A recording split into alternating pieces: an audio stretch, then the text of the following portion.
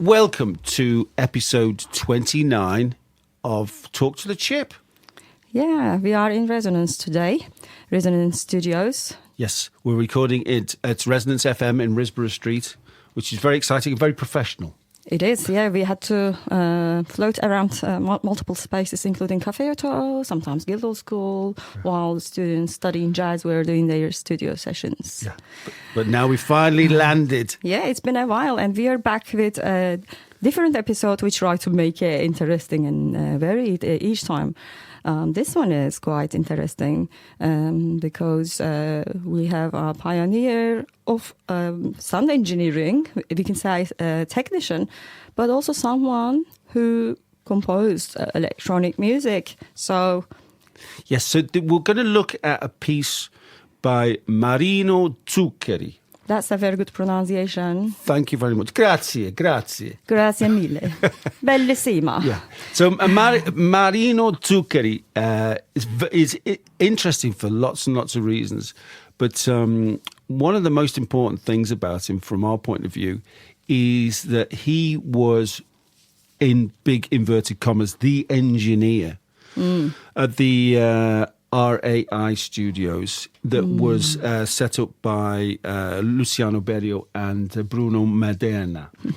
So this was basically Italy's answer to the Group Research Musical Studios in Paris and the Electronische Musik Studio in WDR. And we can also say radiophonic workshop on its own right, but this one was, I'm guessing, more in line with the first two you mentioned, yeah. Yeah, well, it's interesting because it kind of plays a little role in between them all because, of course, the studio in Paris was all about musique concrète. And the WDR was electronische music. Absolutely. And the RAI studio wasn't really involved in that sort of dichotomy between those two roles, those two styles, because it was using electronic stuff and pure electronics, and it was using recordings as well, particularly the recordings with Kathy Berberian. Yeah, we mentioned actually this earlier when we covered Visage from Berio, and this time, we are back with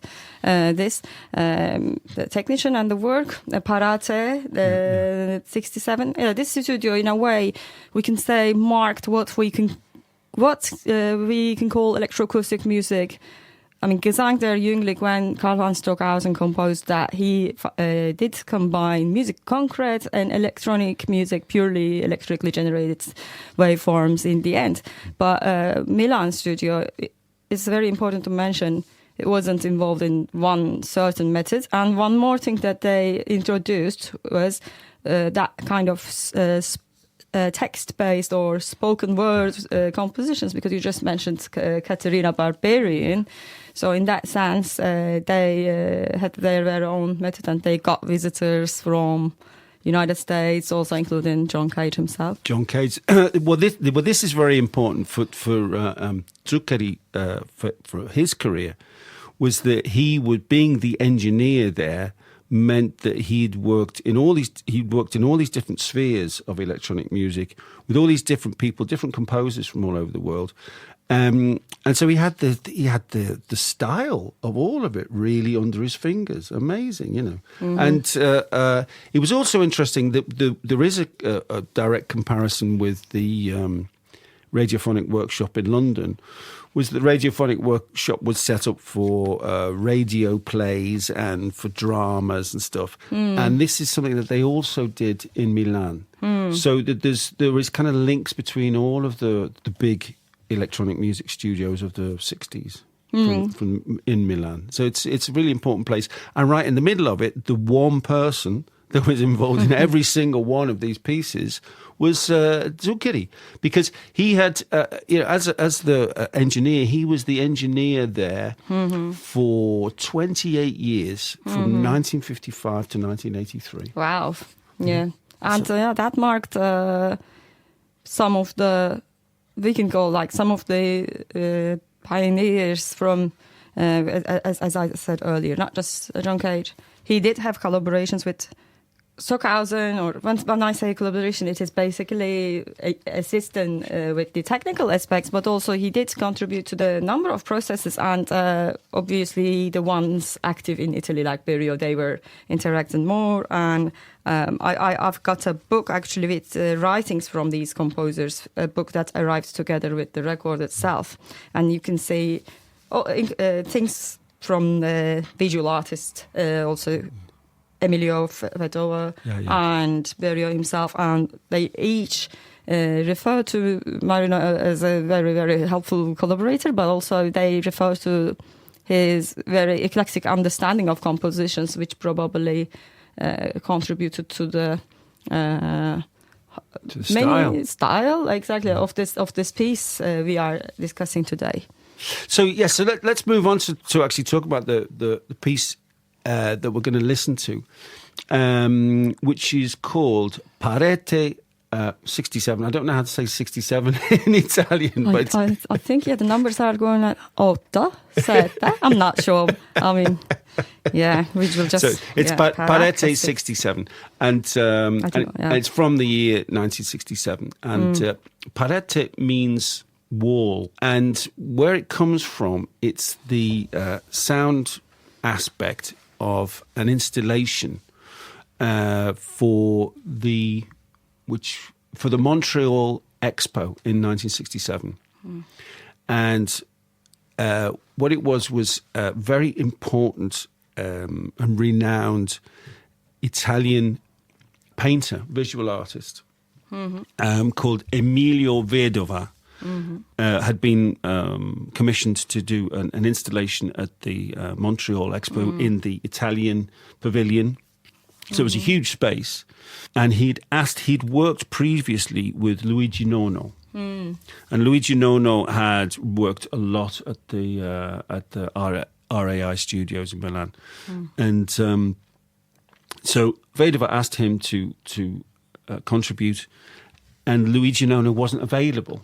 So he'd passed the work on to the guy that was basically the engineer. But by this point, by 1967, Zuccheri had been working there for 12 years, and had done lots and lots of recordings with Luigi Nono. So had a huge archive of material to work from, and of course all the techniques.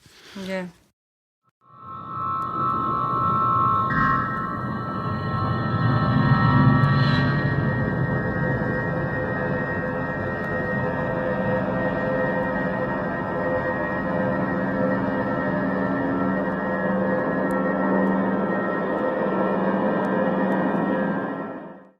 And there's a lovely quote about about this process of Zuccheri getting involved from the sleeve notes of the album, which says he asked Nono to compose a soundtrack for his work. This is Vedova. Yeah. Gigi, as in Luigi Nono, didn't have time for it, and the answer to Vedova, ask Marino.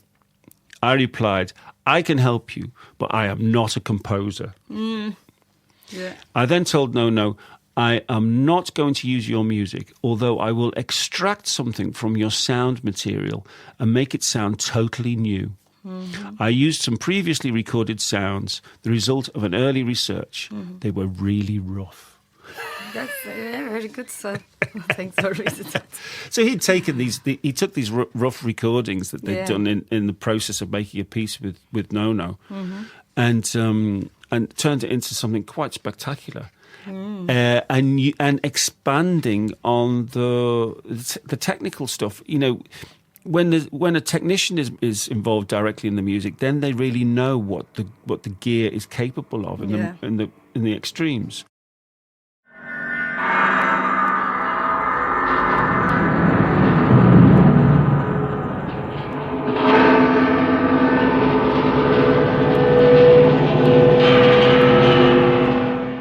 And so part of the story of the creation of this piece is a 30-meter tape loop. Yeah. Enormous. Amazing. Yeah.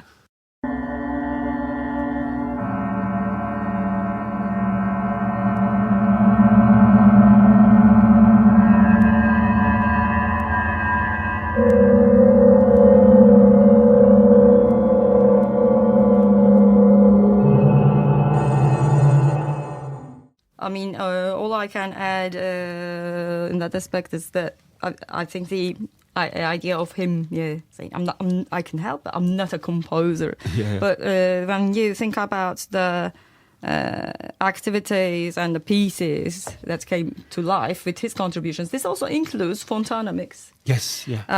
Like when John Cage's Fontana mix, yeah. Yes, John Cage's Fontana mix and a number of things from Maderna and Berio themselves. And in a way, he valued from the writings, I can tell, he valued the artistic aspect of these. In a way, the visual part of it, like we are talking about a whole setup, installation, etc. There is, we can see when you listen to it, consideration of that multi-dimensional aspect, if I can say. Yeah.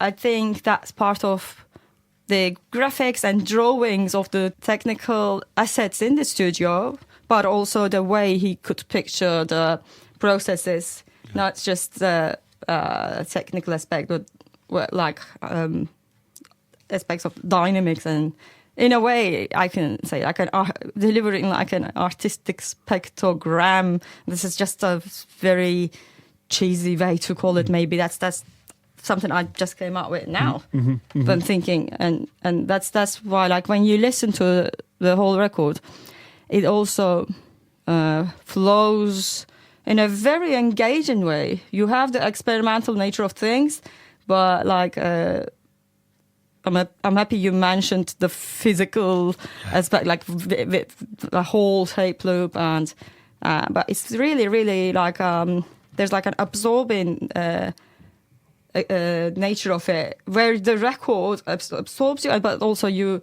are like absorbed by the sounds. It's like that kind of traveling of the sounds. Well, it creates a space, doesn't it, that invites you to enter it.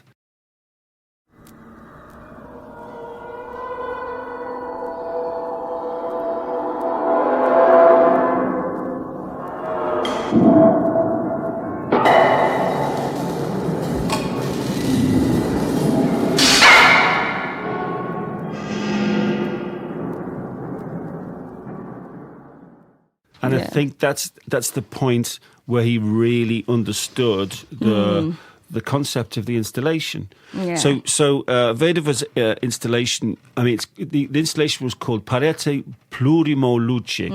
So it was walls, multiples, and light. Yeah.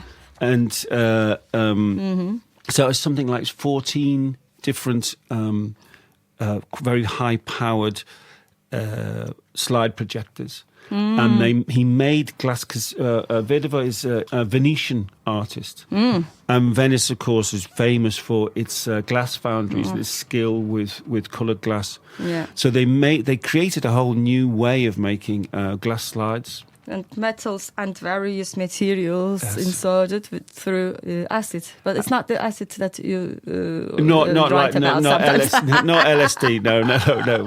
Chemical reactions. That came a few years later. Yes. Okay. But yes, so they used these very, very advanced techniques and crafts to make these glass slides, which were then projected onto other glass sheets and onto the shapes of the walls in this space. And so Zuccheri had made this music to go with it, which has this real sense of space. There's parts of it that sound like it's almost... the space sounds like an industrial space almost, doesn't it? It's very industrial.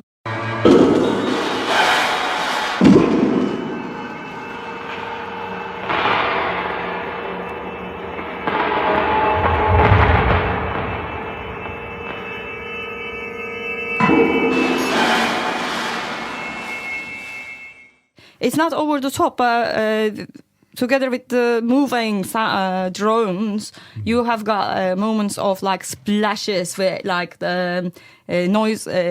It's in some points, it almost feels like like a unplugging cable, but it's also like artistically done. I guess Absolutely. As a result of those. Well, that's tools. the thing is that there's lots of the techniques, the compositional techniques you hear in other pieces from the studio. So there's the environmental sounds that are very similar, and droney sounds that are very similar to the tape aspects of Luigi Nono pieces. And then there are these really brutal jump cut edits that happen in places, which are much more like Luciano Berio. Yeah. So you can hear he is soaked in all these techniques of all these other composers. There are also these 4 aspects that's referred to in the technical notes. He used some of the basic sound material in quotation marks taken from the tapes of the as you mentioned already, array electronic music studio, and then he transformed them, manipulated, mixed them to create a soundtrack that could randomly follow for those. Am I pronouncing this correctly? For those time, light, space, and sign. This is and then when we think back about the like multi-dimensional, or like more like not multi. A lot of areas of art being together, not like Wagner. The multidisciplinary aspect of it. Yes. It's one of your favourite words, isn't it? Gesamtkunstwerk. I think I refer to it quite a lot. I'm not like a Wagner person, but that's true. Actually, I think I talked about it in the case of Philip's Pavilion, and I was actually trying to avoid that, but maybe I shouldn't. But this, it is interesting that there are quite a lot of parallels to this piece with Philip's Pavilion. Well, there's the Phillips Pavilion. There's also Xenakis. Had a lot of his pieces were composed for these big visual events. Persepolis, things that were designed to go along with slideshows were very, very popular, much more than cine actually. Yeah. So it was bringing together these ways of presenting art in different ways and combining things together. Mixed media, I suppose we would call it these days, wouldn't we? Yeah, I think that's very accurate. Mixed media, and it doesn't have to involve only like acoustic instruments, but it's also all sorts of other disciplines. So you mentioned Jono earlier, like a whole 30-meter long tape ring, 30-minute loop, and also you did mention the projectors and these things used. So I'll just refer back to this technical program notes to share. This is like the tech specs and things that are used, but it will give some perspective when we keep talking about like this. Elements of like mixed media, timeless. There were wide walls and screens, panels, and it was a asymmetrical space. And then this is the space in Montreal where it was performed. Isn't it? Yeah. This is the part to note down again. Yeah, thanks for mentioning. Yeah, that's the initial part before the finalization of the piece as a composition later on. So it is also, you said 14, electronically programmed slide projectors, the slides, and the 112 glass slides. These were like projecting things at different times, and this was following an expressive rhythm, and then a large laminated aluminium suspended and rotating symmetrical elements. So aluminium, actually, I'd like to very briefly touch upon this. I have a very special relationship with this metal. It's going to be fun. I'm once again appreciating, look at this, like the use of this metal. I mean, the thing is, I went to school, the primary school I went to was called Aluminium Elementary School. Oh, wow. Okay. Yeah. And then there was a street called Aluminium Road. Why is that? Where I grew up, there was like the probably one of the largest aluminium plants of the world. Oh, right. Okay. And it was part of the state. Yeah, this is like in Turkey, in the middle of nowhere. And my dad was a metallurgical engineer. Oh, right. Okay. And I remember the work to go to work day, take your daughter's work day for me was seeing 950 degrees aluminium being poured, or also seeing these chimneys. But then one of the aspects I learned through my dad was how aluminium is like everywhere in life. He was talking about the aviation, like how in the airplanes, but also in the kitchen, cutlery, etc. So I think it was a bit of a detour from the main work we are talking about here. But it can here the role of aluminium is not the air cover. It's so, I have a weird relationship with aluminium because when I lived briefly, for quite a few years in the south of France, I lived quite near a town called Les Baux, Baux. Okay. And that's where bauxite was first discovered, and that's the ore that aluminium is made from. That's where it gets its name from. There you go, yeah. And having been there and spent time there and doing touristy stuff, whatever, I found out that aluminium is a very new discovery, very new metal, because the only way you can get it out of the ore is by using electrolysis. Electrolysis, exactly. By using power. So nobody really had it. It was very, very rare when it was first discovered. Bauxite mines also. To the point where, and it was coming from France at first, and to the point where Napoleon, when he had really special guests, he would put away the gold cutlery and get the aluminium stuff out. Wow, there you go. Okay, aluminium appreciation. Thanks.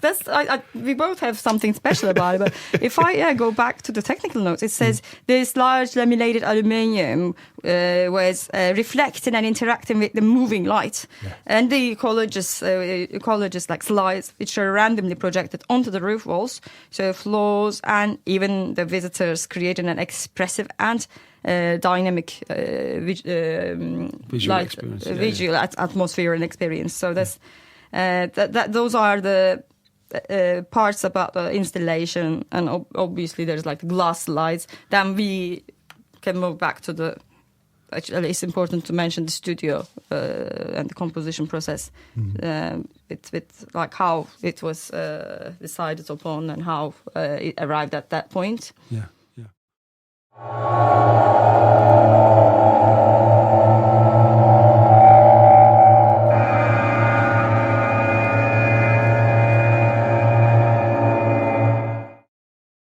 We will continue our discussion of Zuccheri's work in episode 30 of Talk to the Chip. Links to all the pieces mentioned in this podcast and to our sources will be included in the text with the podcast. Meanwhile, we'll play out with an excerpt from Luciano Berio's Visage, which was engineered by Zuccheri and which we featured in episode 18 of Talk to the Chip.